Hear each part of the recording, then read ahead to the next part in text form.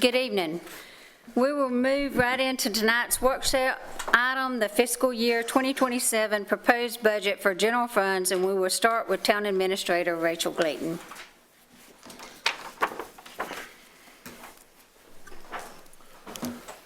Thank you, Mayor. Our finance director was unable to be here tonight, so on behalf of our finance department, we have both Chad and Lorraine. And I'd like to invite Lorraine up to provide to you all a presentation of our general fund, and I believe it refers to a few special funds, and we will follow up with that with discussion regarding the proposed FY27 general fund budget. So, Lorraine Weeder, Assistant Finance Director. Thank you. Good evening.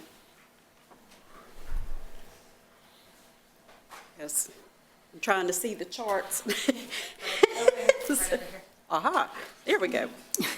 Okay, the charts here are going to show the actual numbers up through fiscal year 25, then the budgeted numbers for 26 and 27. Where 2026 actuals are estimated in the budget document, revenues are projected based on 9 months of current year's collection and 10 years of historical data, and trying to adjust for known fluctuations. Fiscal year 27 expenditures are projected based on department managers' estimates to maintain existing service levels. The first chart shows revenue growth in the general fund. We've increased budgeted general fund revenue by $277,827, which is a 1.5% increase from last year. This change is due to anticipated growth in property taxes and business license. We have estimated each of these categories to increase $300,000 for property taxes and $451,460 for business license. Recent annexations play into this, as well as expected growth in local business revenue and utility revenue. The next chart shows the various components of revenue for fiscal year 27 as a pie chart. Of the franchise licenses and permits, 73.3% is business license, 20.5% is franchise fees, and 6.2% is permits.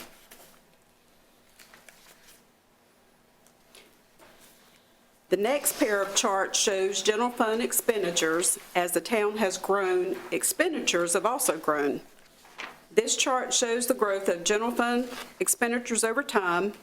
The red line shows the growth of total general fund expenditures. The navy line is police. The green line is parks and sanitation. And the medium blue line is general government, which includes council, administration, finance, and information technology. Transportation is the light blue line. We have broken out court and planning into their own categories. The next chart shows how we divided the money. 46% goes to public safety. Of this, $8.9 million, approximately $7.5 million, or 84% of public safety budget is for salaries and benefits. The remaining general fund expenditures is split between parks and community services, transportation, municipal court, planning, and general government. Of the $5.1 million budgeted for parks, 35% of that, or $1.8 million, is for sanitation services. Our next chart shows the legal debt margin for the general fund. As assessed values of property in the town grows, the amount of funds we may borrow also grows. The Gibson Pond GO ban was paid off in August of 2025, leaving us with no GO debt outstanding for fiscal year 27. The next chart, no, you're fine, shows position changes since 2012 in the general fund. The police department has the largest number of employees with 72. This chart does include the new positions proposed in the budget.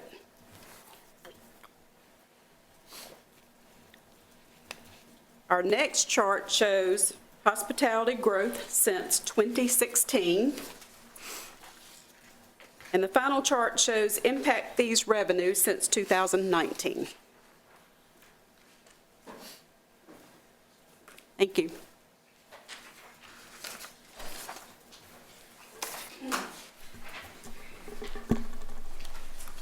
All right, thank you, Lorraine. Like I mentioned, Mr. Chad Melvin is also here in case there are any questions that council has.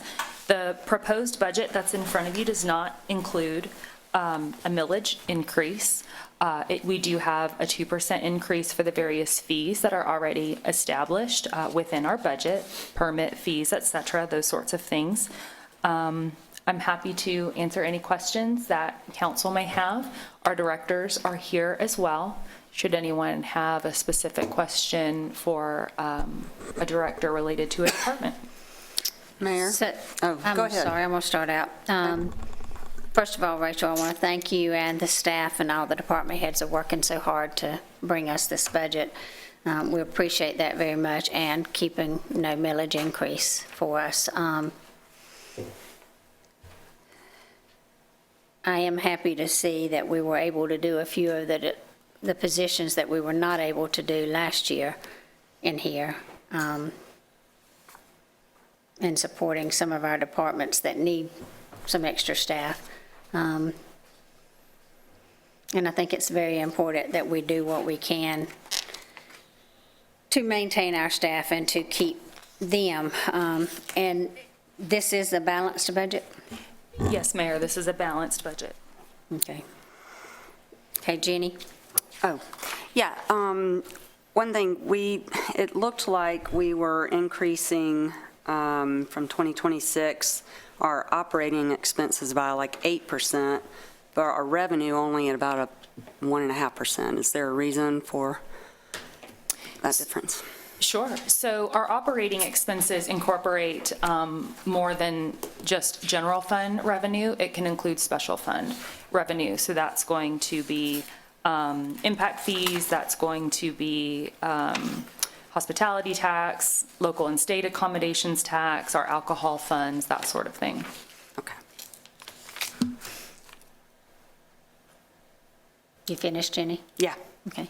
So, Rachel, a lot of our hospitality tax is still able to be used towards traffic projects also, right? That is correct. And so we're still doing that right now because that's where we committed to put that money as long as we could legally do that, correct? That is correct. Okay. And the projects that are included are projects that have been planned and envisioned by council. We are still working on all of those projects. Okay, and then the impact fees, the decrease in that is because our growth has slowed down some.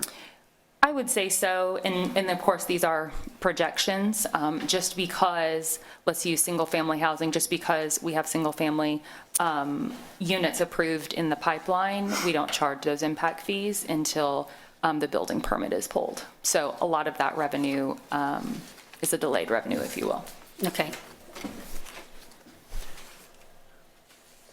Madam Mayor? Yes, sir. I have a number of questions, but I guess one of the first things that jumped out to me is, and I'm not going to go through every department, but Parks is seeing a 25.3% increase in their overtime.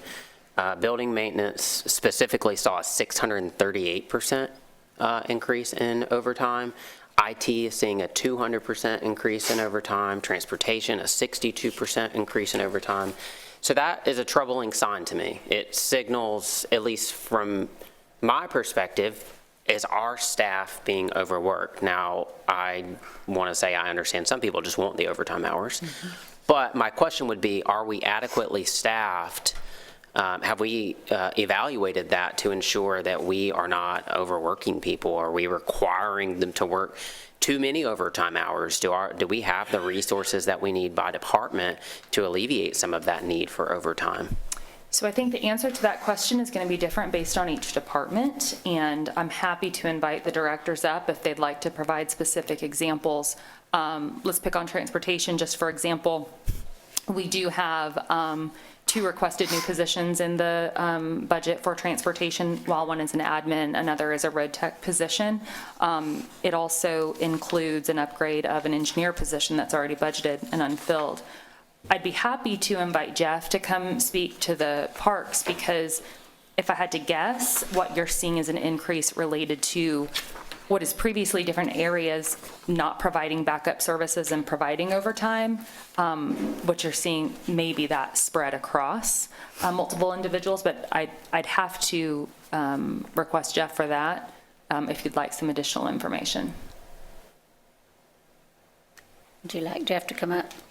I guess in general, if you'd like to bring Jeff up, I just would like to, and if staff would like to dig into this and maybe bring it back to the next session, that's fine, but I'm just concerned, I see a growing trend for overtime. Okay. And it just makes me wonder, are we requiring too much of our staff? Do we need to allocate more resources for additional hires? Are our directors, are they in need of that? What is causing this surge of overtime? And again, I understand that some of it may be categorization or performing backup services, et cetera. I understand that can drive a percentage up to a significantly high percentage, like 600%. But I just, that was a red flag for me, to make sure that we are providing the staffing resources that each department needs. Okay. My first response to that is every position that was requested is currently included in the budget. So I'd like to invite Jeff up. If he has that information available, he can address those.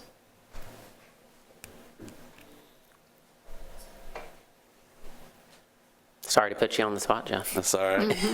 The variance I'm seeing, there was $150 allocated toward building maintenance, and now you're seeing an $1,100. So it was $1,000 increase is what we're talking about. And I realize it equates to a high variance percentage.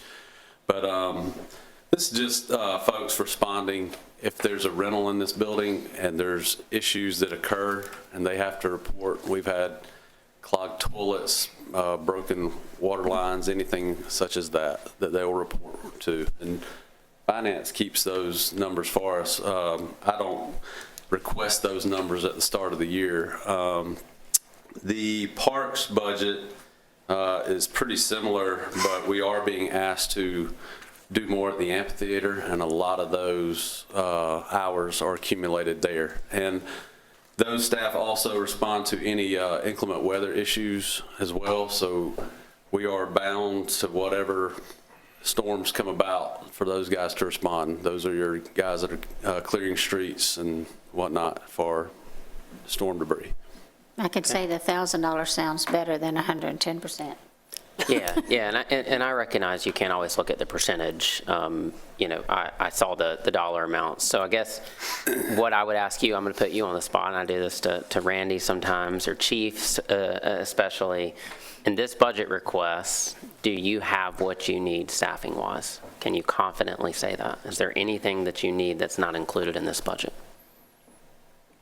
I feel pretty confident, and they supported us through our request, so I feel pretty confident that we can do our job with what's here.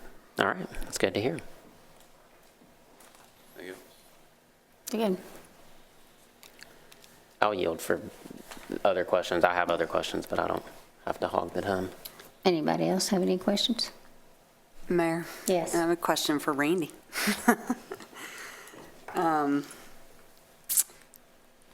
Randy, let you get up there. Looks like we have, there's a lot of increase, it seems to, like an 18% almost increase in transportation obligations. Is that part of what our LTIP or what is that? What are those obligations in that increase this year? Isn't there a pretty? Are you referring to the total operating expenditures increase of 18.3%, page 42? Yeah.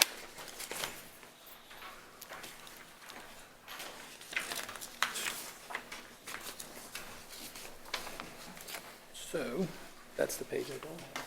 Okay.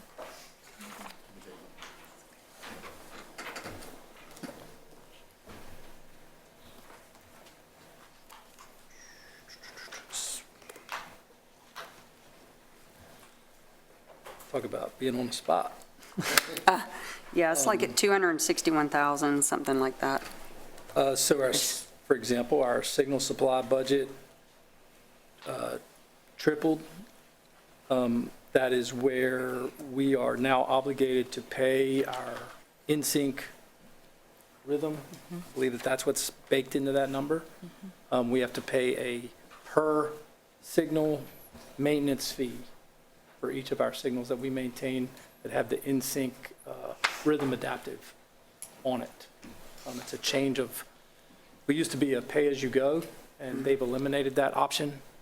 And so now it's, if we want to maintain our in-sync system as it functions, we have to pay that additional per. So that's $50,000 Oh, well, okay. by itself. So we are now maintaining right at 48 intersections, signalized intersections. So that just kind of is one of the large increases.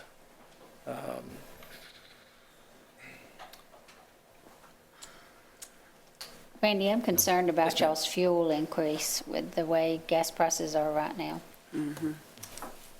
Are y'all gonna have enough money for it for the next few months? We're counting on that stabilization. Yeah, we all are. And so, yeah, so that's, I mean, I see you've got an increase, but we all counting on it to come back down. Madam Mayor? Yes. we're,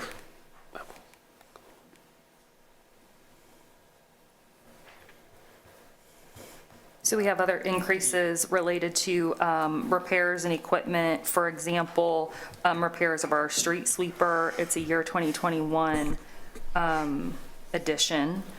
So we have an increase there. We have budgeted again for third-party professional services for traffic impact analysis, similar to how we used a third party when we had the Bar Road development come on board. So we've gone ahead and budgeted for that. When it comes to supplies, you'll see an increase there. We were over budget on that this year, so we're simply right-sizing that particular category. But really, the camera network maintenance is going to be by far the greatest increase. And as long as we have those cameras, there will be those costs associated. right, Yeah, and that's that's the the bulk question of of maintaining that business model with me as far as we're concerned, maintaining that level of service for the public, to maintain that throughput. That's unfortunately, it does come at a cost this year. The other thing that's a big driver right here on your 18% is your total operating. I mean, well, there's essentially two new positions or 2 point something with the upgrade. I mean, that's a pretty significant change in the budgeted salaries and fringes with a $252,000 increase there. So that would then, when you sum all that down to your total operating, I mean, those are your big, Big if you will, items. your big ticket items. So people, maintaining in sync, giving us the flexibility on the traffic studies, as well as our contract services, you know, I mean, when we have to have some type of emergency work taken care of on the streets. Okay, cool. Madam Mayor? Yes, sir. I have a couple questions for Randy. Randy, you may not have the exact answers to this, so if you need to get back, that's okay. How much will the town receive from the federal government to complete road work in the town limits? Do we estimate this upcoming year? I believe, if I'm not mistaken, the answer is zero. $0, okay. How much will the town receive, do we expect from the state that we know of right now?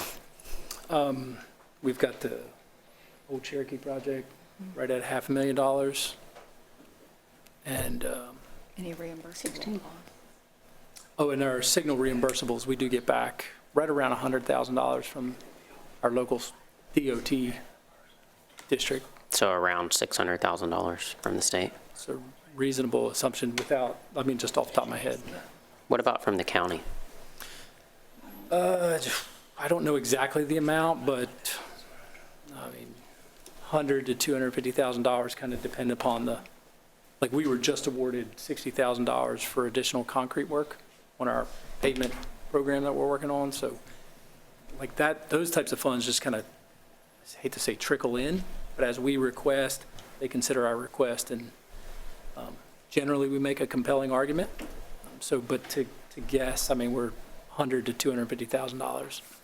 So, and those come in primarily through C funds, correct? That's C fund obligation, so. And just for those watching, and correct me if I get this wrong, but C funds are essentially the monies paid into the state that then come back to the county that are your gas tax, essentially. Correct, it's your fuel.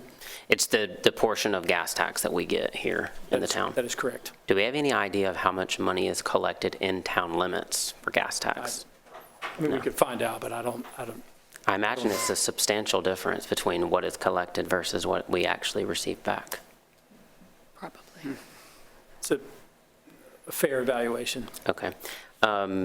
And I just want to ask this one last question on this series of questions. So is it fair to say that primarily the road work that's being done in the town of Lexington is being done through other sources, not the county, not the state, not the federal government? It is primarily hospitality tax dollars being used, revenue sources that the town has put in place to help alleviate the traffic congestion issues, many of which are on roads that the town doesn't even own.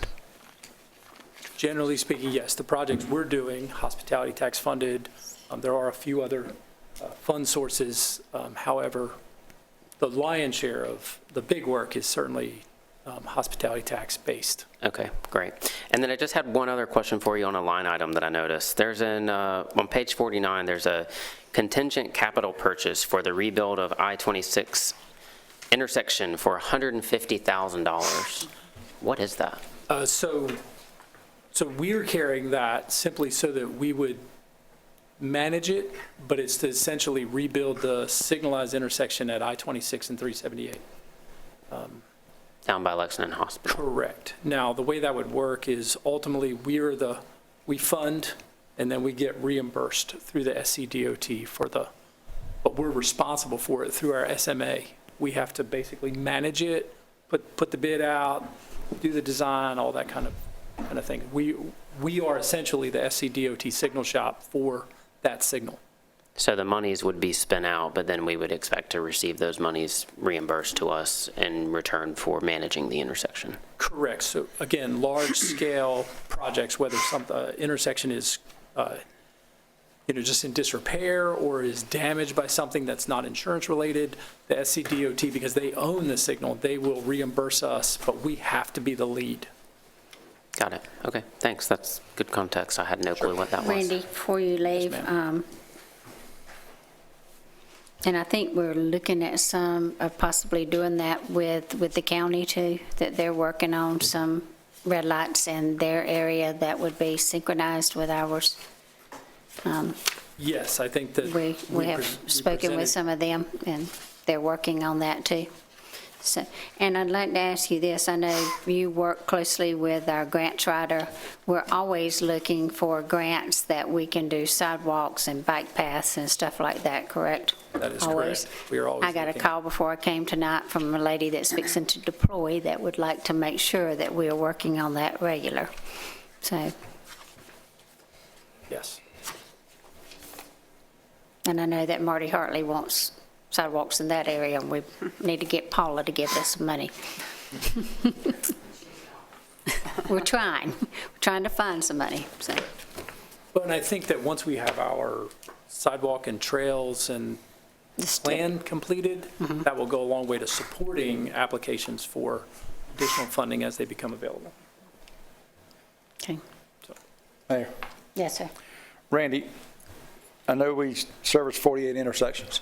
How much money does the state give us to maintain those intersections that we're so taken care of? Again, our typically, Lorraine may know better than myself, but typically we invoice the DOT for around $100,000 to $110,000 annually. So quick numbers, that's $2,000 an intersection. And then we're putting now, moving forward, 1,000 of that back into the actual rhythm software. So we're certainly out of pocket a significant portion to maintain them. Okay.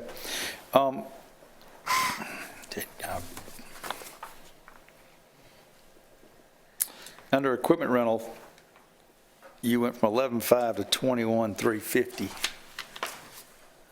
That's page 42, about halfway down. So that has to do with just being in a position to rent additional equipment, heavy equipment, depending upon which size projects are planned to be done. Some of the stuff, for example, some of the work that we did just right out here at Virginia Hilton Park, we had to rent a large-scale compactor. I mean, that's just not something that we would own, and so you rent that. So this is just positioning us to be able to be more responsive to the work that is already programmed, whether it be, wanting to pave Gibson Park area or to maintain the South Lake until we, move in that direction. It requires that equipment rental to come in and do that. And I'm assuming that you've looked into maybe purchasing some of that equipment, but due to the fact that we don't use it as often, it's not, you don't want to buy it and let it sit. Correct. And when you're talking about earth equipment, I mean, you're talking $1,000 to $2,000 a week. But if we only needed that 3 to 4 times a year, I mean, it's the cost of just maintenance alone on say an excavator or a large roller would be, I don't think we'd ever get our return in our current mode of operation. Okay, and I see you increased your automotive repair up $6,000, about 60%. So is your fleet aging out and we're trying to hold on to some older vehicles, or are we having some regular repair issues?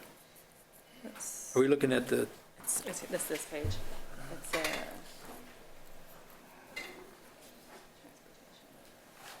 I think it's actually repairs equipment.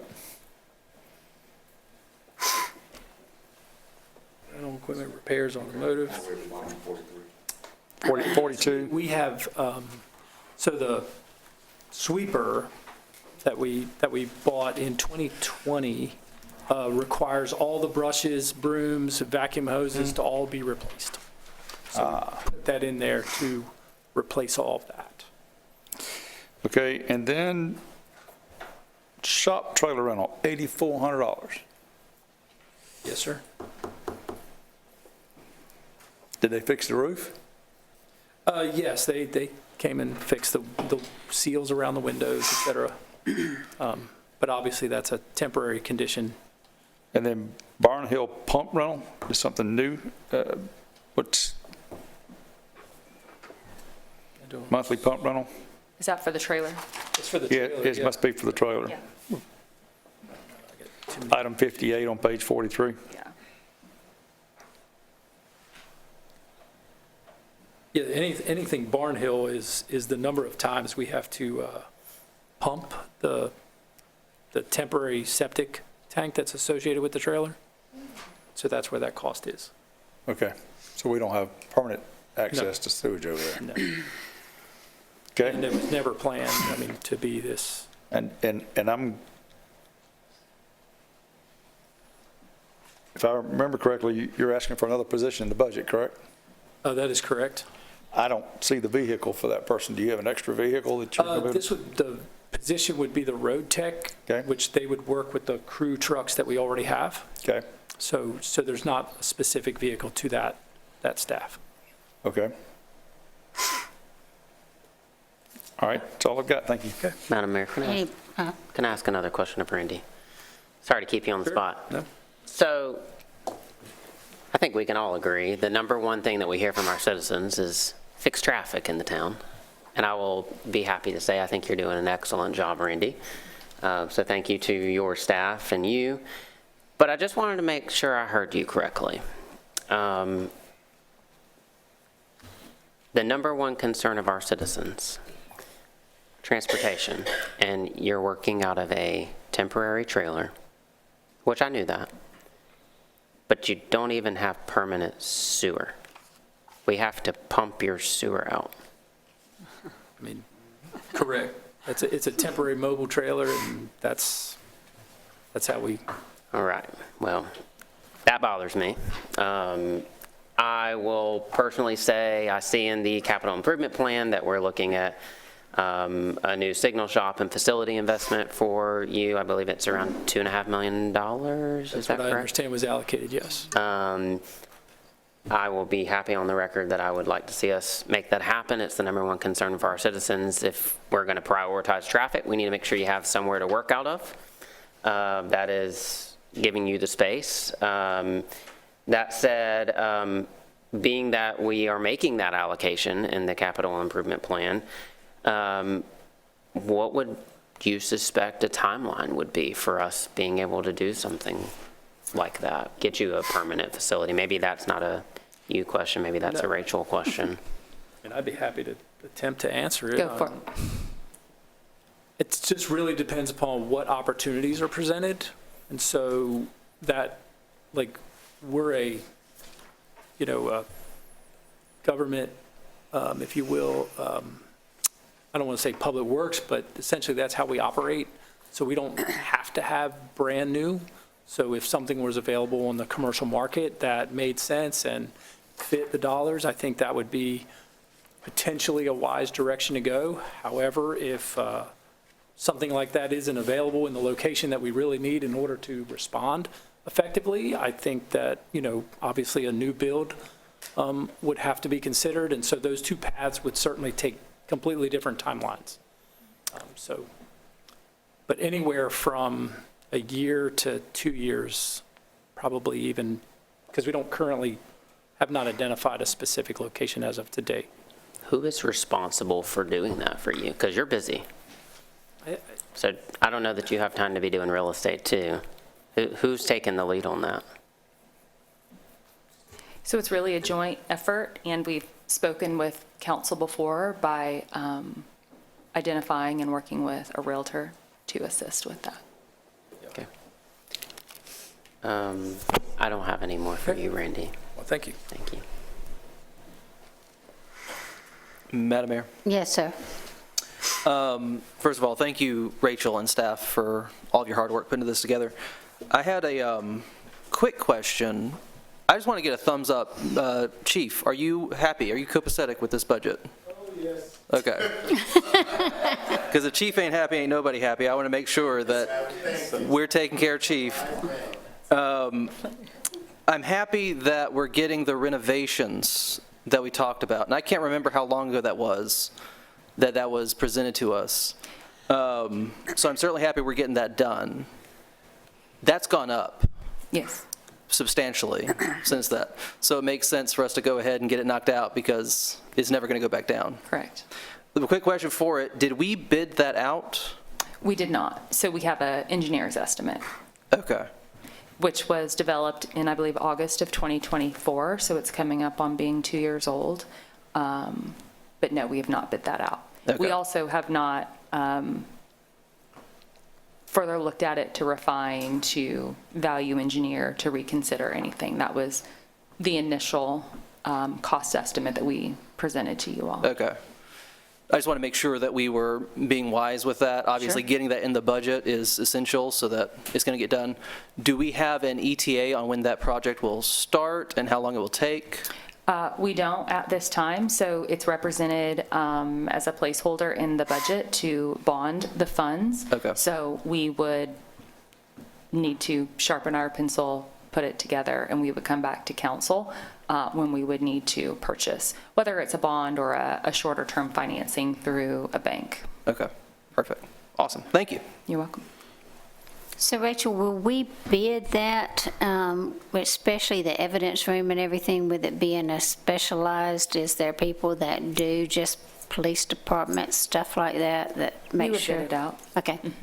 There may be certain, so not only will we do the renovation of the facility, but there is certain equipment that we need to purchase. Evidence room's a prime example. There is a particular style of, I can't think of the name for it, but it's the rolling storage, that there's at least one vendor that would separately be done. And so we would procure that through them, separate from the building renovation. So once it's bid out, it could actually come in higher or lower? Yes, that's correct. And something that size, we have to bid out? Absolutely. Yes. And we could even phase implementation of it. We probably would have to.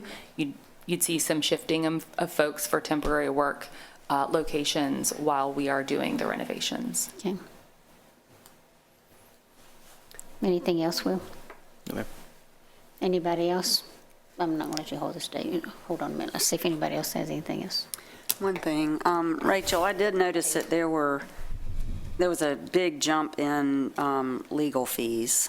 Is that, what was, just for the record, what was that? Sure, so I can answer that. You're referring to administration department? Okay, so what you'll notice is the administration department has one less FTE this year, and we had an increase in legal fees. We previously, in prior years, had a full-time employee who was our town attorney on staff. We have not had that for over a year now, so we've removed that position, the salary and benefits from the budget, and we are representing the contract for legal services in the budget through the contract section. So we've essentially shifted funds that were previously in salary and benefits to now be in contractual. Okay, gotcha. Yeah. Madam Mayor? Yes. Couple of other questions. In the administration budget, and I believe actually this bridges between administration and finance, I pulled that we pay capital consultants $39,000 and Adam and Reese $23,750. That totals $62,750 for lobbying activities, essentially. I guess in the private sector world, I think of it as return on investment. What has been our return? What are we getting from 62,000? That would fund another employee here at the town. It potentially could. I don't know of any funds that they have necessarily brought back to the town in years.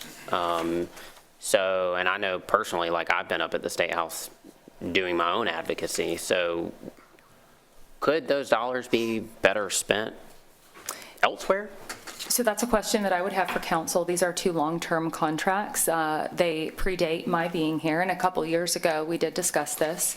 Capital consultants, for example, they do lobby and educate on our behalf. I don't know if they've ever actually brought dollars to us, but they provide education, they provide resources. And let me pause. I do believe, did they not help with the funding that we're now using for our sunset split, the 16 million? So I misspoke there.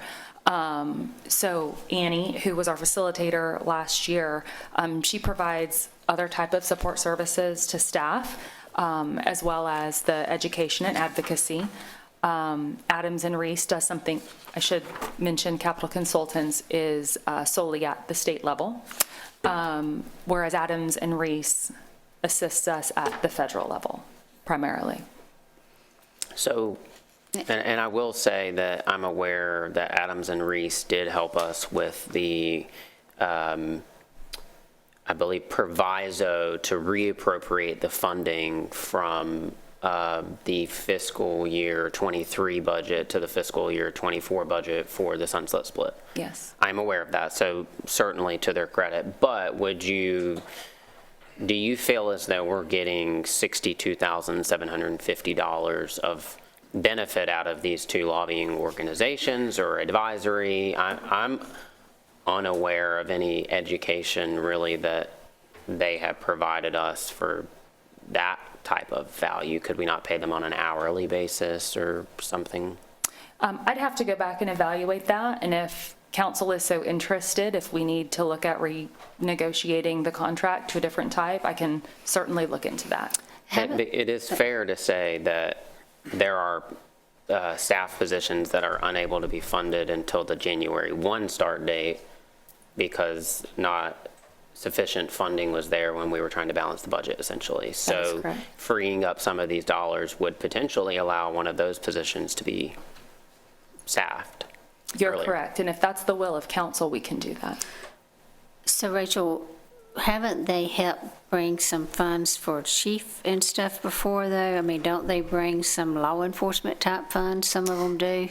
Adams and Reese does at the federal level, that's correct. On a yearly basis? I mean, Yes. I think they, Adams and Reese, I would just note, is the cheaper one. And I will say I've had good interaction with them, and they have provided some value in assisting us with road dollars. But Capital Consultants, I mean, we pay them $39,000, and I'm unaware of what value we're getting out of $39,000 each year. Okay. why don't you evaluate that Sure. and see if we can, I mean, if there's something lower, you know, some way to look at that Okay. contract. I can Because do they played a big role too in the sunset split money. Madam Mayor, may I ask Yes. one more follow-up question? Yes. On page 8, there's a line item, it doesn't look like any funds are allocated to it. And we have not done this since I've been here. I've heard about it, and I know that it's important to some of the members. At some point, I believe some of my fellow council members participated, we used to do a board appreciation dinner. And I know that sounds like a small detail, but we ask a lot of these individuals that serve on our planning commission and our BZA and our, all the other, the vision plan advisory, I guess, small business. And we used to get together and just do a thank you dinner where they could interact with town staff and council. And it's in the tune of a large budget. I understand it's a small allocation, but I just wanted to bring that up during the budget process is, would there be appetite from this council of reinstituting that? I know that we've had discussions off cycle of budget time of could we start doing that dinner again? And I've always been told, well, let's talk about that during budget time. So we're in budget time, and I'd like to see us do some sort of appreciative dinner for these people that spend a decent amount of time serving the town. Maybe it's not a dinner, maybe it's something else, but that's my proposal, is that we find some funds to try to do that again. So all of that predates me, so I would need guidance from council on what amount that would be, what that would look like. Can you go back and do some history research on it and also maybe talk to some of your boards and stuff? Because the last few, we didn't have great attendance at. And just see if they're interested in that type of stuff. When was the last time it was held, just for? Probably before COVID It or was one. before me. Probably before COVID, maybe. I remember It's we been a used to long do time. it every year, but Yeah, probably, been a number I of think it shut down during COVID. Yeah. So it's been a while. Okay. Thank you.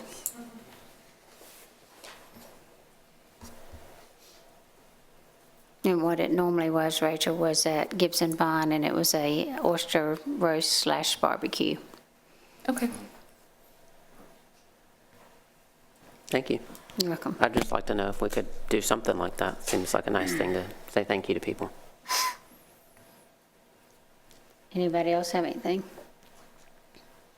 I mean, if no one else has anything, I certainly have Judy? another question. no. Ron, you got anything?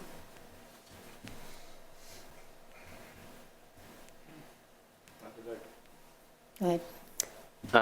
Okay, then this can be my last question. I will say for the record, I have a few questions about, I guess I would call them nuances in the budget, more for my understanding why we do things a certain way. I can just go ask Kathy those questions. But I guess the big elephant in the room that we haven't discussed is, based on this budget here, I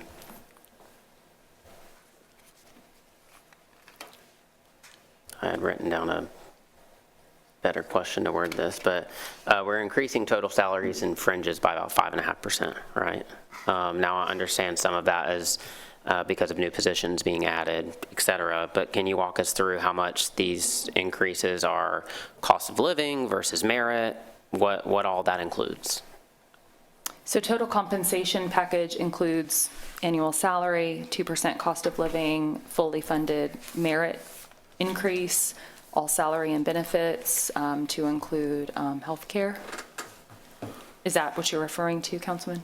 Yeah, I mean, there's just been a lot of discussion about taking care of our employees, and I think all of us up here care about taking care of our employees, and that's certainly a priority for all of us.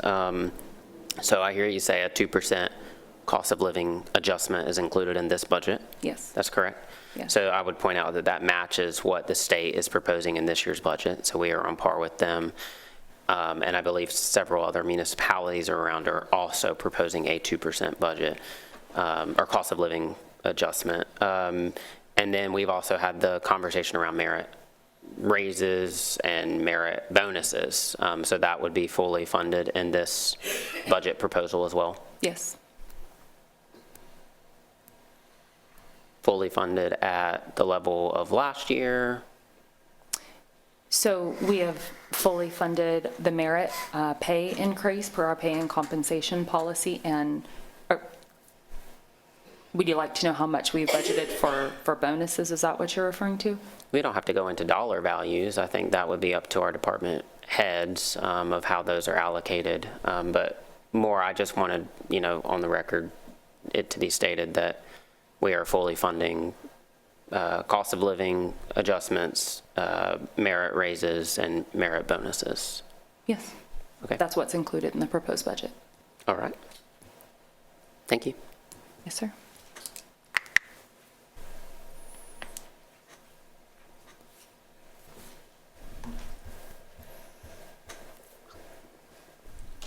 Anybody have anything else?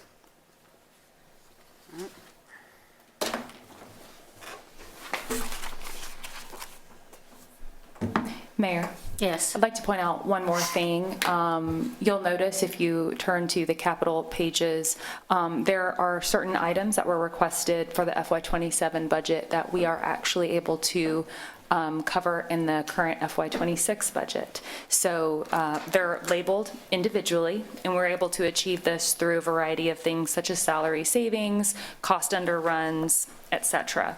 So I bring this up to you because we will bring to you all at the next council meeting a budget adjustment, which will allow for us to purchase these items in the FY26 budget as opposed to the FY27. So I'm just giving you the heads up now. It does take 2 readings to do a budget amendment because it is an ordinance, so you'll have that in both May and June. Okay. Any questions on any of that?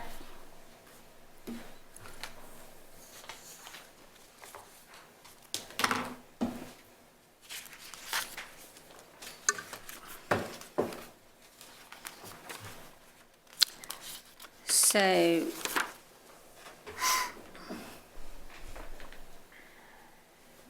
Rachel, we don't need to make a motion to put this on the agenda. No, Mayor. No, okay. But we do need to go back and make a motion about our, for some reason I'm missing my first page, our executive session. Ratify the, Yes. Oh, yeah. And I'm missing my first page on it. So no vote was taken in executive session tonight. Here it is. We met in executive session to discussion of personnel matters, compensation plan, and departmental reorganization. No vote was taken. Do I hear a motion to ratify this report? So moved. Councilman Smith makes the motion. Do I hear a second? Second. Councilman Allen seconds it. Is there any discussion? Hearing none, all those in favor, raise your right hand, and it is unanimous. So we don't need to make a discussion for that, a motion for the budget, because it will automatically go on there, and we will have no millage increase, no tax increase. And are there any comments from the public or news media regarding specific items on tonight's workshop? And you will have 3 minutes to speak if you would like to come forward and speak. Can you give us your name and your address? Good evening, Greg Brewer, 349 South Church Street. In the interest of saving valuable time, I've summarized 6 areas with some drill down that I would like a response. I'm good with the Transparency Center to have it published there as well. The areas include the typical ones for organizational effectiveness, people, core process functions, and use of technology. I remember Rachel, when she first came on, she talked about some of the ways she was looking at re-engineering the town, if you will. What I'd like to understand, especially with some of the personnel losses, is how is that being a translator into the budget year over year? And so I've got some drill down here. I made copies, and I'd appreciate a response. Thank you. Is that a FOIA request, or you have to look at it and tell him? Yeah. Okay. She I will haven't respond to reviewed it you, yet. Greg, okay? Anyone else? Any additional comments from council or staff? Madam Mayor, Yes. I just want to take a moment. I think all of you hear us asking questions of staff, and I just want to say to Rachel and to Kevin and Randy and to Chief and to Jessica and Jeff, and I don't know who's missing. David's not here. All of our department directors. We might ask questions, but I just want to emphasize that my questions are in good spirit, and I really appreciate the work that goes into this budget. I know it is a big lift for you and Kevin particularly, but also all of the department directors, so thank you for the time that you put into this. And I left out you, Lorraine, and Finance Department, very important. Yes. But to Kathy and her team as well, just thank you to staff for all that you do for the budget process, in addition to doing your day-to-day jobs. So I just wanted to take a minute to say thank you. Thank you, Gavin. Anybody else? So a reminder to citizens and anyone watching, the budget will proceed through the town standard formal adoption process, which includes 2 readings and a public hearing. Residents can stay up to date by visiting the town's website and following our social media channels. That concludes our business for tonight's budget work session. We are adjourned.